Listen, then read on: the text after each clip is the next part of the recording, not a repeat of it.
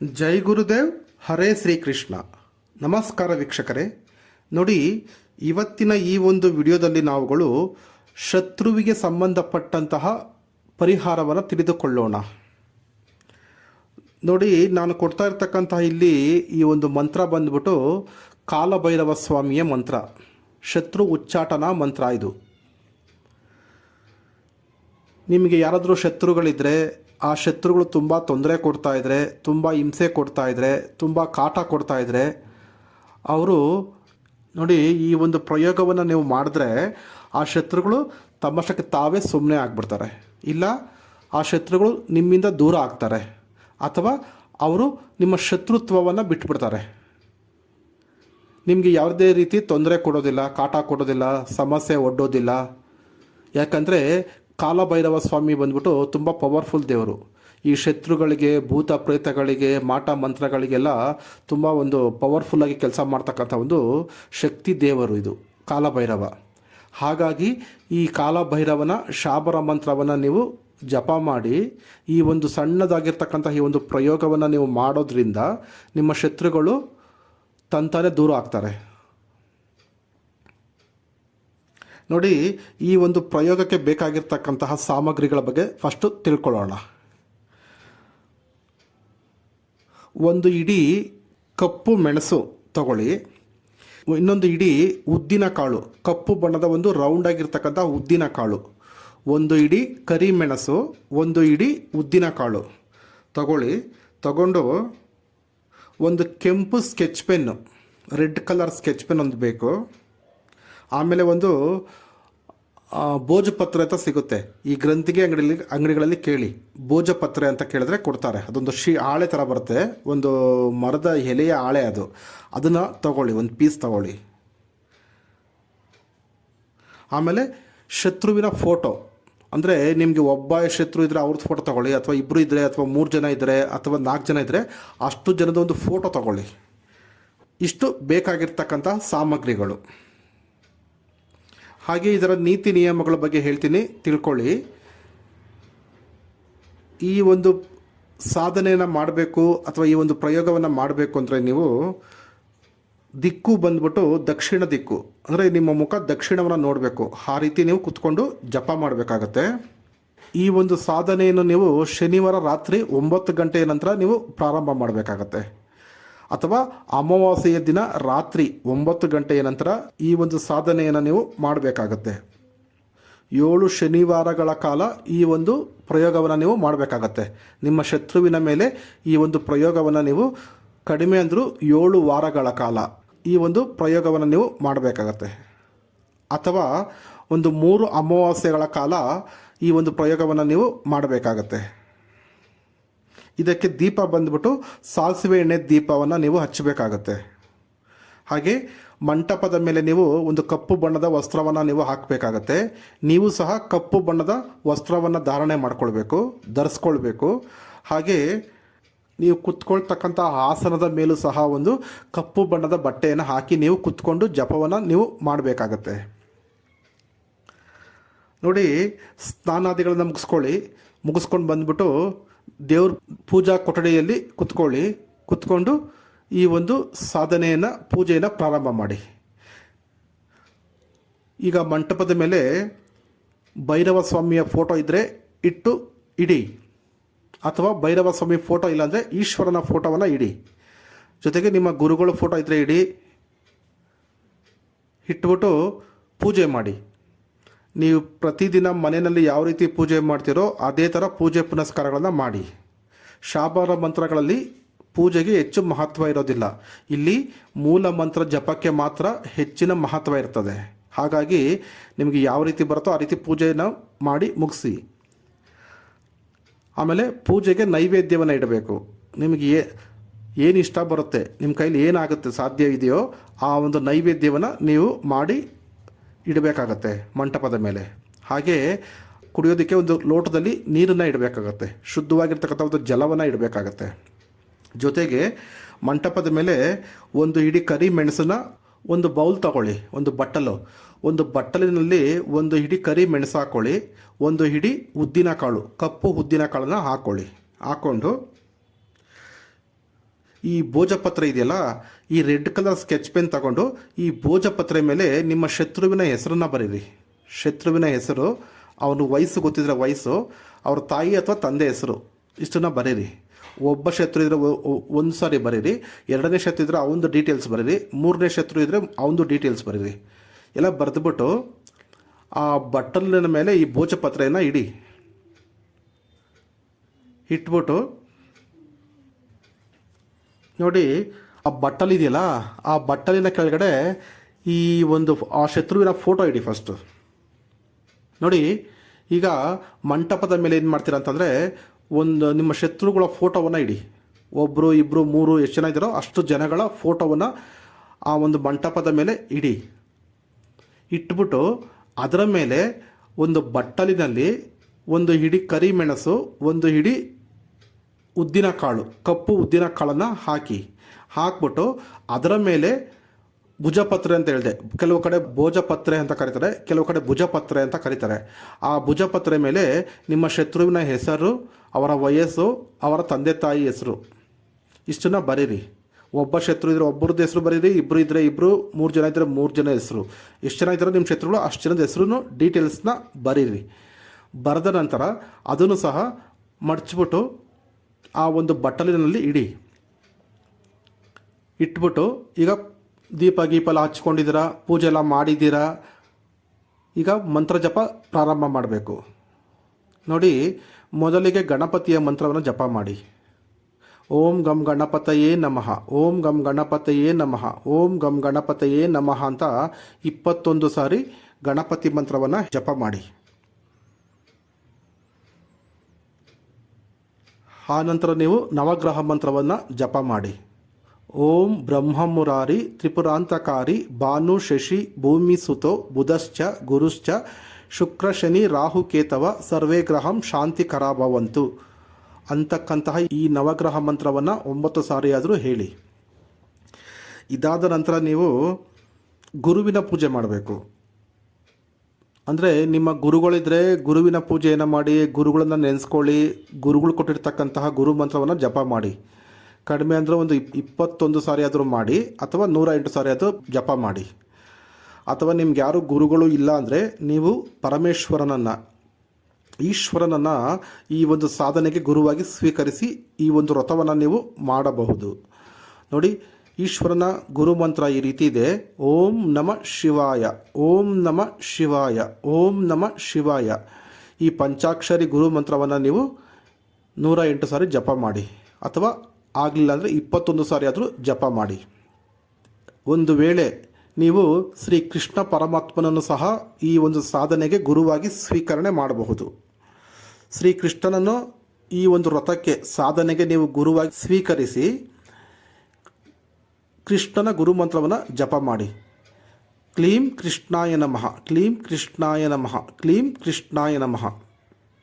ಈ ರೀತಿ ಕೃಷ್ಣನ ಮಂತ್ರವನ್ನು 21 ಸಾರಿ ಆದರೂ ಹೇಳಿ, ಅಥವಾ 108 ಸಾರಿ ಆದರೂ ಹೇಳಿ, ಜಪ ಮಾಡಿ.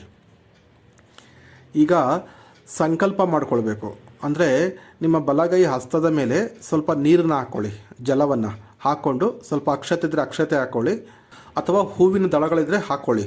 ಇಲ್ಲ, ಏನಿಲ್ಲದ್ರೆ ಪರವಾಗಿಲ್ಲ, ಬರೀ ನೀರಿನಲ್ಲೇ ಸಂಕಲ್ಪ ಮಾಡ್ಬೋದು. ಬಲಗೈ ಹಸ್ತದ ಮೇಲೆ ಸ್ವಲ್ಪ ನೀರನ್ನು ಹಾಕ್ಕೊಂಡು, ಒಂದು 2-3 ಸ್ಪೂನು ನೀರನ್ನು ಹಾಕ್ಕೊಂಡು ಸಂಕಲ್ಪ ಮಾಡಿ. ಗುರುವಿನ ಹತ್ರ, ನಿಮ್ಮ ಮನೆ ದೇವ್ರ ಹತ್ರ, ನಿಮ್ಮ ಇಷ್ಟ ದೇವರು, ನಿಮ್ಮ ಕುಲ ದೇವರು, ನಿಮ್ಮ ಪಿತೃಗಳು, ನಿಮ್ಮ ಗುರುಗಳು, ಆಮೇಲೆ ಕಾಲಭೈರವ ಸ್ವಾಮಿ ಹತ್ರ ಸಂಕಲ್ಪ ಮಾಡ್ಕೊಳ್ಳಿ.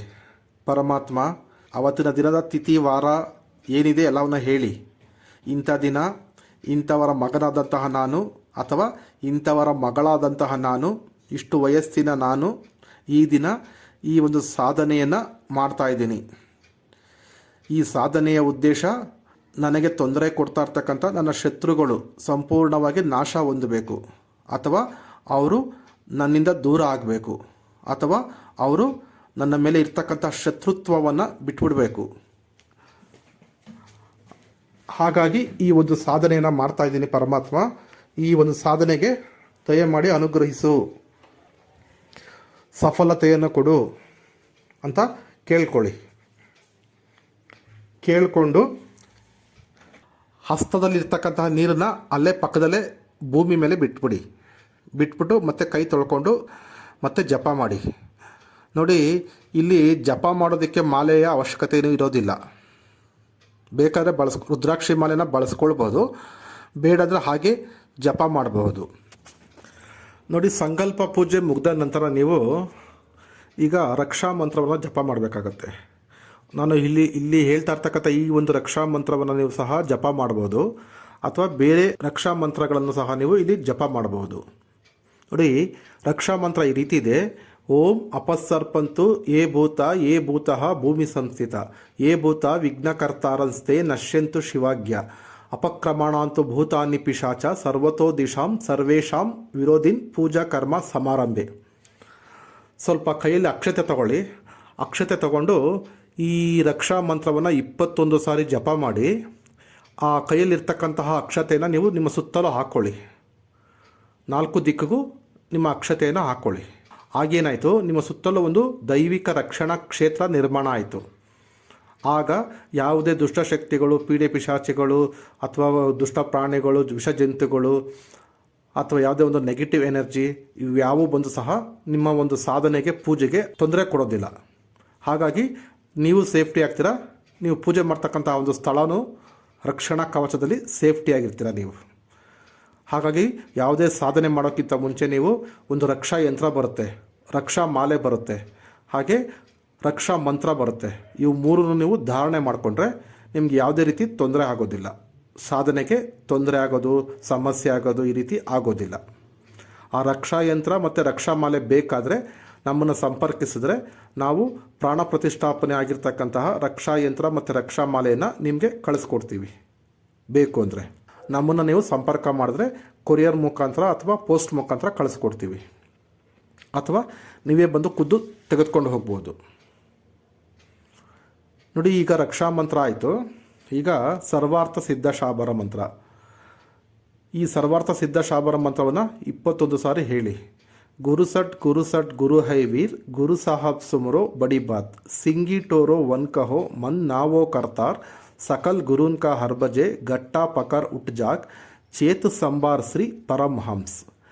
ಈ ಸರ್ವಾರ್ಥ ಸಿದ್ಧ ಶಾಬರ ಮಂತ್ರವನ್ನು ಜಪ ಮಾಡಿದ ನಂತರ ನೀವು ಮೂಲ ಮಂತ್ರವನ್ನು ಜಪ ಮಾಡಬೇಕಾಗತ್ತೆ. ನೋಡಿ, ಈಗ ಇನ್ನೊಂದು ಕೆಲಸ ಇಲ್ಲಿ, ನೀವು ಮಂಟಪದ ಮೇಲೆ ಇಟ್ಟಿದ್ರಲ್ವಾ ಆ ಒಂದು ಶತ್ರುವಿನ ಫೋಟೋ, ಉದ್ದಿನ ಕಾಳು, ಕರಿಮೆಣಸು ಮತ್ತು ಭೋಜಪತ್ರೆ ಇಟ್ಟಿದ್ದೀರಲ್ವಾ, ಅದನ್ನು ನೀವು ದೃಷ್ಟಿಸಿ ನೋಡಿಕೊಂಡು ಈ ಒಂದು ಮಂತ್ರವನ್ನು ನೀವು ಜಪ ಮಾಡಬೇಕಾಗತ್ತೆ. ಈ ಮೂಲ ಮಂತ್ರ ಜಪ ಮಾಡೋಕ್ಕಿಂತ ಮುಂಚೆ ನೀವು ಕಂಠಸ್ಥ ಮಾಡ್ಕೊಳ್ಬೇಕು. ಅಂದರೆ ಇದನ್ನು ಬೈಹಾರ್ಟ್ ಮಾಡ್ಕೊಳ್ಬೇಕು ಸಾಧನೆ ಮಾಡೋಕ್ಕಿಂತ ಮುಂಚೆನೇ. ಸಾಧನೆಗೆ ನೀವು ಕುತ್ಕೊಂಡಾಗ ಅಲ್ಲಿ ಬಟ್ಟಲಿನಲ್ಲಿ ಇಟ್ಟಿರ್ತಕ್ಕಂತಹ ಕರಿಮೆಣಸು, ಉದ್ದಿನಕಾಳು ಮತ್ತು ಭೋಜಪತ್ರೆ ಮತ್ತು ಶತ್ರುವಿನ ಫೋಟೋ ಇಷ್ಟನ್ನ ನೀವು ದೃಷ್ಟಿಸಿ ನೋಡ್ತಾ ಜಪ ಮಾಡಬೇಕಾಗತ್ತೆ. ಕಡಿಮೆ ಅಂದರೆ ಒಂದು 30 ನಿಮಿಷ ಜಪ ಮಾಡಿ. ನೋಡಿ, ಮೂಲ ಮಂತ್ರ ಈ ರೀತಿ ಇದೆ. ಓಂ ನಮೋ ಕಾಲ ಭೈರವ್ ಕಾಳಿಕಾ ತೀರ್ ಮಾರ್ ತೋಡ್ ವೈರಿ ಕಿ ಛಾತಿ तोड़ हाथ काल जो काड़े बत्तीसी यदि यह काज ना करे नोकिनी योगिनी का तीर छूटे मेरी भक्ति गुरु की शक्ति फुरो मंत्र ईश्वरो वाच. ಮತ್ತೊಮ್ಮೆ ಹೇಳ್ತೀನಿ ನೋಡಿ. ಓಂ ನಮೋ ಕಾಲ ಭೈರವ್ ಕಾಳಿಕಾ ತೀರ್ ಮಾರ್ ತೋಡ್ ವೈರಿ ಕಿ ಛಾತಿ तोड़ हाथ काल जो काड़े बत्तीस यदि यह काज ना करे नोकिनी योगिनी का तीर छूटे ಮೇರಿ ಭಕ್ತಿ ಗುರು ಕಿ ಶಕ್ತಿ ಫುರೋ ಮಂತ್ರ ಈಶ್ವರೋ ವಾಚ. ನೋಡಿ, ಇಲ್ಲಿ ಈ ಮಂತ್ರದ ಅರ್ಥ ಹೇಳ್ತೀನಿ ಕೇಳಿ. ಈ ಕಾಲಭೈರವರ ಮತ್ತು ಕಾಳಿಕಾ ದೇವ್ರನ್ನ ಕೇಳ್ಕೊಳ್ತಾ ಇದ್ದಾರೆ. ಏನಂತ? ನಮ್ಮ ವೈರಿಯನ ನಾಶ ಮಾಡುವಂಥ, ಈ ರೀತಿ ನಿನ್ನ ವೈರಿಯನ ನೀವು ನಾಶ ಮಾಡಬೇಕು ಅಂತ ಕಾಲಭೈರವ ಮತ್ತು ಕಾಳಿ ಮಾತೆನ ಕೇಳ್ಕೊಳ್ಳೋದು. ಇಲ್ಲಿ ಕಾಲಭೈರವ ಮತ್ತು ಕಾಳಿಕಾ ದೇವರು ಇಬ್ಬರಿದ್ದಾರೆ. ಒಂದು ವೇಳೆ ನೀವು ಮಾಡದೆ ಹೋದರೆ ಯೋಗಿನಿ ಅಂತ ಬರ್ತಾರೆ, 64 ಯೋಗಿನಿಯರು ಇರ್ತಾರೆ. ಅಂದರೆ ಈ ಕಾಳಿ ಮಾತೆಯ ಅಸಿಸ್ಟೆಂಟ್ ಅಂತ ಹೇಳ್ತಾರೆ. ಈ ಕಾಳಿ ಮಾತೆಯ ಸಖಿಗಳು ಇವರು ಯೋಗಿನಿಯರು, 64 ಜನ ಯೋಗಿನಿಯರು. ಅವ್ರ ಮೇಲೆ ಆಣೆ ಅಂತ ಇದು ಈ ಮಂತ್ರದ ಅರ್ಥ. ಹಾಗಾಗಿ ಇದು ತುಂಬ ಪವರ್ಫುಲ್ಲಾಗಿರ್ತಕ್ಕಂಥ ಒಂದು ಮಂತ್ರ. ಇದು ತುಂಬ ಫಾಸ್ಟಾಗಿ ತುಂಬ ಸ್ಟ್ರಾಂಗಾಗಿ ಕೆಲಸ ಮಾಡುತ್ತೆ. ಯಾಕಂದರೆ ಇವೆಲ್ಲವನ್ನು ನಾವು ಪ್ರಯೋಗ ಮಾಡಿ ಇದರಲ್ಲಿ ಫಲ ಸಿಕ್ಕಿ ಸಕ್ಸಸ್ ಆದ ನಂತರ ನಾವು ನಿಮಗೆ ಕೊಡ್ತಾ ಇರ್ತಕ್ಕಂಥದ್ದು. ಹಾಗಾಗಿ ನೀವು ನಂಬಿಕೆ ಇಟ್ಟು ಈ ಒಂದು ಪ್ರಯೋಗವನ್ನು ನೀವು ಮಾಡಿ. ಶತ್ರುಗಳಿಂದ ನೀವು ನಿಮ್ಮನ್ನು ನೀವೇ ರಕ್ಷಣೆ ಮಾಡ್ಕೊಳ್ಳಿ. ಸುಮ್ಮನೆ ಎಲ್ಲ ಕಡೆ ಹೋಗಿ ಯಾಕೆ ಸುಮ್ಮನೆ ದುಡ್ಡು ಕೊಟ್ಟು ವೇಸ್ಟ್ ಮಾಡ್ಕೊಳ್ತೀರಾ. ಇಲ್ಲಿ ಯಾವುದೇ ರೀತಿ ಹಣಕಾಸಿನ ಖರ್ಚಿಲ್ಲ, ತುಂಬ ಸಿಂಪಲ್ ಪರಿಹಾರ ನೋಡಿ. ಎಲ್ಲ ಆದಮೇಲೆ ಕರ್ಪೂರದ ಸಹಾಯದಿಂದ ಈಗ ಆರತಿಯನ್ನು ಮಾಡಿ, ಮಂಟಪದ ಮೇಲೆ ಇರ್ತಕ್ಕಂಥ ದೇವರುಗಳಿಗೆ ಆರತಿಯನ್ನು ಮಾಡಿ ನೋಡಿ. ಆರತಿ ಮಾಡಿದ ನಂತರ ಅರ್ಪಣೆ ಮಾಡಬೇಕು. ಅಂದರೆ ನೀವು ಇಟ್ಟಿರ್ತಕ್ಕಂಥ ನೈವೇದ್ಯವನ್ನು, ಪಾನೀಯವನ್ನು ಅಥವಾ ಧೂಪ ದೀಪ ಆರತಿಯನ್ನು, ಪುಷ್ಪವನ್ನು, ಫಲವನ್ನು, ಅರಿಶಿಣ ಕುಂಕುಮ ಚಂದನಾದಿಗಳನ್ನು ಇವೆಲ್ಲವನ್ನು ದೇವರಿಗೆ ಅರ್ಪಣೆ ಮಾಡಿ. ಪರಮಾತ್ಮ, ನಾನು ಮಾಡಿರ್ತಕ್ಕಂಥ ಇವತ್ತಿನ ಈ ಒಂದು ಪೂಜೆಯನ್ನು ಸ್ವೀಕರಿಸು, ಧೂಪ ದೀಪವನ್ನು ಸ್ವೀಕರಿಸು, ಅರಿಶಿಣ ಕುಂಕುಮ ಚಂದನಾದಿಗಳನ್ನು ಸ್ವೀಕರಿಸು, ಫಲವನ್ನು ಸ್ವೀಕರಿಸು, ಪುಷ್ಪವನ್ನು ಸ್ವೀಕರಿಸು, ನೈವೇದ್ಯವನ್ನು ಸ್ವೀಕರಿಸು, ಪಾನೀಯವನ್ನು ಸ್ವೀಕರಿಸು. ಹಾಗೆ ನಾನು ಜಪ ಮಾಡಿರ್ತಕ್ಕಂತಹ ಮಂತ್ರವನ್ನು ಸ್ವೀಕರಿಸಿ ನನಗೆ ಸಿದ್ಧಿ ಮಾಡಿಕೊಡು ಅಂತ ಅರ್ಪಣೆ ಮಾಡಿ. ಈಗ ಅರ್ಪಣೆ ಮುಗೀತು. ನೆಕ್ಸ್ಟ್ ನೀವು ಕ್ಷಮಾ ಪ್ರಾರ್ಥನೆ ಮಾಡಬೇಕು. ಪರಮಾತ್ಮ, ಮಾತಾ, ನಾನು ಮಾಡಿರ್ತಕ್ಕಂತಹ ಇವತ್ತಿನ ಈ ಒಂದು ಸಾಧನೆಯಲ್ಲಿ, ಪೂಜೆಯಲ್ಲಿ, ವ್ರತದಲ್ಲಿ ಏನಾದರೂ ಅಂಟುಮುಂಟುಗಳಾಗಿದ್ದರೆ, ಲೋಪದೋಷಗಳ ಏನಾದರೂ ಆಗಿದ್ದರೆ ದಯಮಾಡಿ ನನ್ನನ್ನು ಕ್ಷಮಿಸಿ ಅಂತ ಕ್ಷಮಾ ಪ್ರಾರ್ಥನೆ ಮಾಡ್ಕೊಳ್ಳಿ ನೋಡಿ.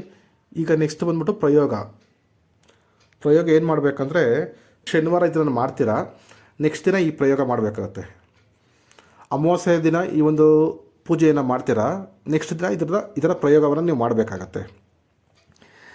ಇದನ್ನು ತಗೊಂಡೋಗಿ, ಅಂದರೆ ಆ ಬಟ್ಟಲಿನಲ್ಲಿ ಇರ್ತಕ್ಕಂತಹ ಮೆಣಸು, ಉದ್ದು ಮತ್ತು ಫೋಟೋ ಮತ್ತು ಭೋಜಪತ್ರೆ ಇಷ್ಟನ್ನು ತಗೊಂಡೋಗಿ ತೆಗೆದುಕೊಂಡು ಹೋಗಿ ಇಲ್ಲಾದರೂ ಒಂದು ನಿರ್ಜನ ಪ್ರದೇಶ ಇದ್ದರೆ, ಅಥವಾ 3 ದಾರಿ ಕೂಡ ಜಾಗದಲ್ಲಿ ಇದ್ದರೆ, ಅಥವಾ ಸ್ಮಶಾನದಲ್ಲಿ, ಅಥವಾ ಎಲ್ಲಿಯಾದರೂ ಸರಿ, ನಿಮ್ಗೆ ಎಲ್ಲಿ ಅನುಕೂಲ ಆಗುತ್ತೋ ಅಲ್ಲಿ ಶತ್ರುವಿನ ಹೆಸರನ್ನು ಹೇಳಿ ಒಂದು ಹಳ್ಳ ತೆಗೆದು, ಒಂದಡಿ ಆಳ ತೆಗೀರಿ. ಭೂಮಿನಲ್ಲಿ ಆಳ ತೆಗೆದು ಮಣ್ಣಿನಲ್ಲಿ ಹಾಕಿ ಬೆಂಕಿ ಹಚ್ಚಿಬಿಡಿ. ಒಂದು ಕರ್ಪೂರ ಹಾಕ್ಬಿಟ್ಟು ಸುಟ್ಬಿಡಿ. ಸ್ವಲ್ಪ ಜಾಸ್ತಿನೇ ಕರ್ಪೂರ ಹಾಕ್ಬಿಟ್ಟು ಸುಟ್ಬಿಟ್ಟು ಅದೆಲ್ಲ ಭಸ್ಮ ಆದಮೇಲೆ ಅದು ಹಳ್ಳನ ಮಣ್ಣಿಂದ ಮುಚ್ಚಿಬಿಟ್ಟು ತಿರುಗಿ ನೋಡ್ದೇ ಸೀದಾ ವಾಪಸ್ ಬಂದುಬಿಡಿ. ಹಾಗೇನಾಗುತ್ತೆ, ಕೆಲವೇ ದಿನಗಳಲ್ಲಿ ಆ ನಿಮ್ಮ ಶತ್ರು ಸಂಪೂರ್ಣವಾಗಿ ನಾಶ ಆಗ್ತಾನೆ. ತಪ್ಪಿದ್ರೆ ಅವನಿಗೇನಾದ್ರು ಸಮಸ್ಯೆ ಆಗುತ್ತೆ, ತೊಂದರೆ ಆಗುತ್ತೆ, ಅವನು ನಿಮ್ಮಿಂದ ದೂರ ಆಗ್ತಾನೆ ಒಂದು, ಅಥವಾ ನಿಮ್ಮ ಮೇಲೆ ಇರ್ತಕ್ಕಂಥ ಶತ್ರುತ್ವವನ್ನು ಬಿಟ್ಬಿಡ್ತಾನೆ. ಆಗ ನಿಮಗೆ ಒಳ್ಳೆಯದಾಗತ್ತೆ. ಇಷ್ಟು ಈ ಸಾಧನೆಯ ಒಂದು ಪ್ರಯೋಗ. ಸರಿ ವೀಕ್ಷಕರೇ, ಇಷ್ಟು ಹೇಳ್ತಾ ಇವತ್ತಿನ ಈ ಒಂದು ವಿಡಿಯೋವನ್ನು ಇಲ್ಲಿಗೆ ಮುಗಿಸ್ತಾ ಇದ್ದೀನಿ. ಧನ್ಯವಾದಗಳು.